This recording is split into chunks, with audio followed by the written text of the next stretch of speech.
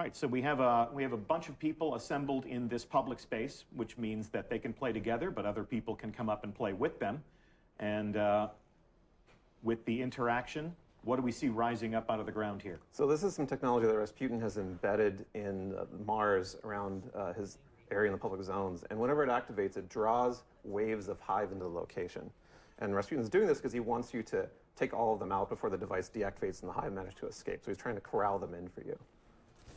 And every single time one of those rises up, as you play the event more and more, it'll bring a stronger wave of Hive with a stronger boss you have to fight. Yeah, like it starts out, moderately easy and then ramps up to get pretty difficult by the end of it. Yeah. So let's talk about the structure of the event. Yeah, they just activated the event, and it plays out in waves. That's right. Yep. How many waves?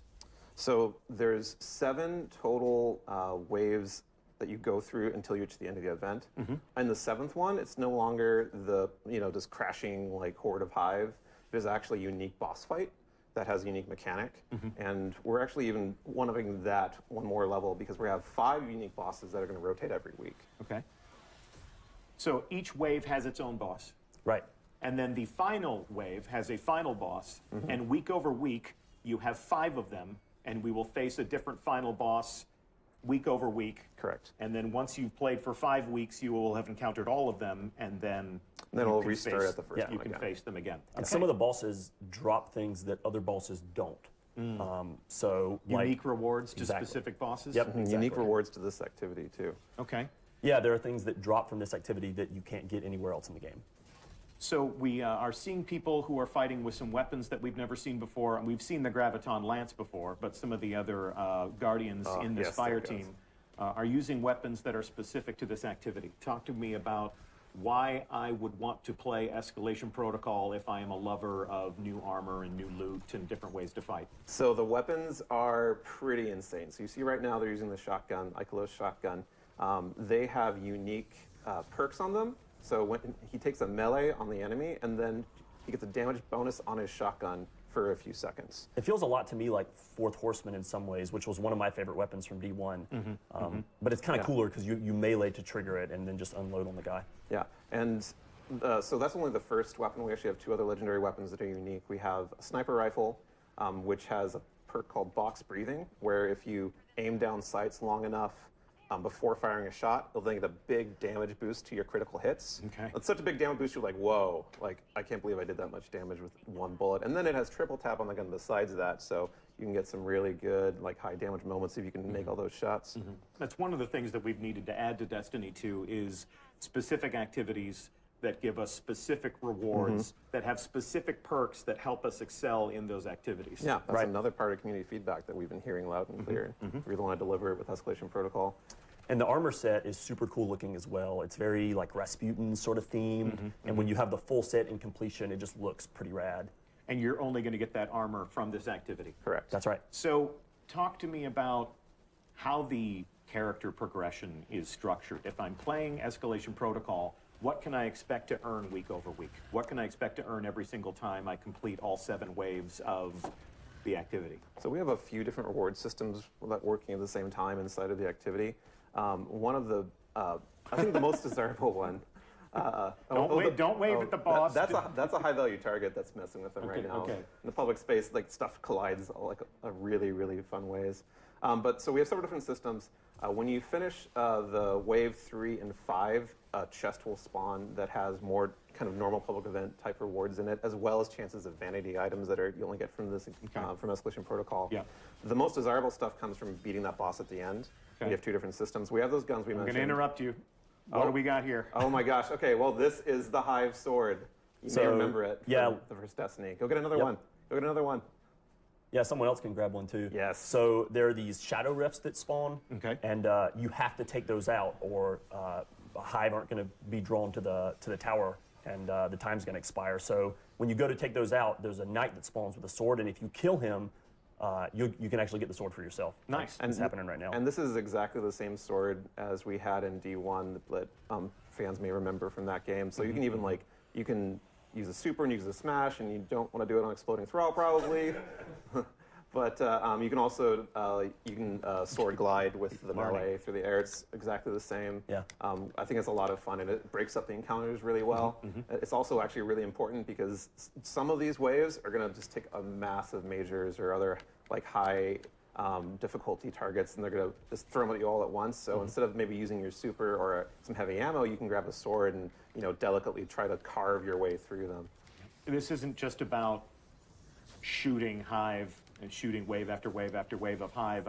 You're seeing some interesting mechanics here. You're seeing some things that they'll have to work together to accomplish. You see, like you were saying, sort of the shadow rifts. You're seeing some of the crystals that are suspended up in the air. So, while we can leave some of that problem solving, some of that understanding to the people while they play, what would you tell them about some of the different complexity that you've added to the activity? One of the things we found is that things like Melting Point or even Tether, as they're using now, are going to become pretty critical, especially as you move into later waves. So when we've been playing it, we regularly will stop before the playtest and coordinate, okay, what are you bringing? Like if I'm bringing Celestial Nighthawk, can you bring Orpheus Rig? And that stuff that hasn't really been needed ever in public spaces before is needed now to complete this. Yeah, when you aren't running someone with a Melting Point, or you aren't running Tractor Cannon with the new exotic update, has this amazing damage buff that it can give to targets, you're going to notice the difference. Cool. We're seeing some new items enter their inventory. Yeah. One of the items, he may have just gotten one of the armory codes. So you can get armory codes during the event and for doing other things on Mars and around the game. And you can spend those armory tokens to get a special weapon during the event that you're probably going to need at some point in order to progress forward. Yeah, we call it the Valkyrie, and it's basically like a incredible, I don't even know how to describe it accurately, but it's like a magical spear rocket launcher that destroys absolutely everything. Yeah. And those armory codes are going to be really important for when you're on the crux moment or time's kind of running out and you need to get that extra oomph to get through a wave. And you're going to want to use it at the right time, and it's going to make the difference. Should we debut that weapon Yeah, go on for it. stream, or should we save it for the players to discover when they play for themselves? Well, Grab it. Yeah, grab it. It's All almost right. too good not to use. Here we go, and we're up. This is the Valkyrie. You can see the Rasputin-style tech on board. It's a melee weapon. It's a ranged weapon. And it only lasts a short amount of time. So What- use it wisely. Yeah, use it wisely. You want to bring it out maybe when the boss for the wave comes out, or when a huge amount of ogres spawn, for example. That was a good moment for theatrical demonstration purposes. Maybe not the best tactical moment. but I'm not going to criticize the person playing. we're but showing and we're showing. I We're wouldn't showing use it. here. We're showing and telling. And I'm seeing things hidden under bridges that I'm not going to talk about. So we'll again keep that promise and leave. Oh, there's a sword. There you go. Have your sword.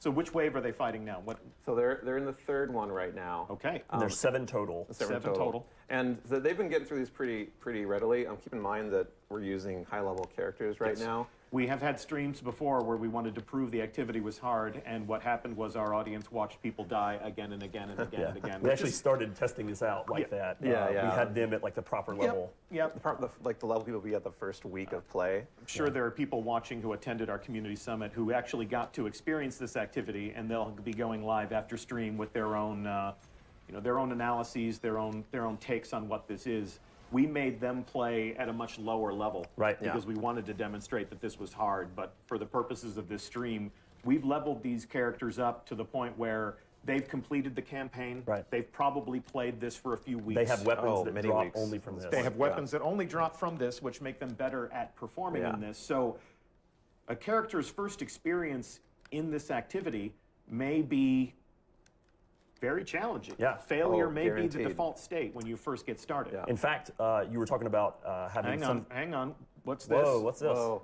So here we have Cosmo is demonstrating some of the different armor that we can take a look at. And the best way to show off your armor to yourself is to do some emotes. And we now have an emote wheel. I think you're a little bored with all those green emotes, but we can definitely get you some better emotes through your commitment to the game. Oh, you can see the amazing helmet that you get only from Escalation Protocol. Yeah.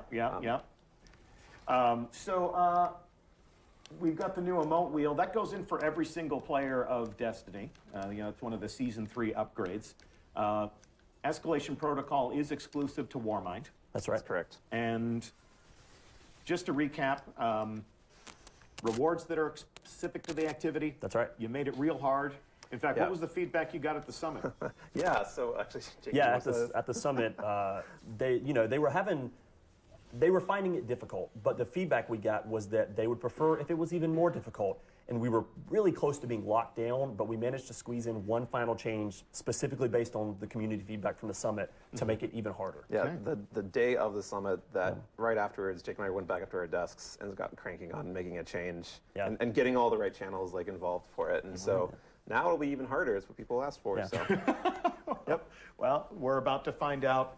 We're about to find out if people should have been more careful about what they wished for. So this begins on May 8th, along with Warmind.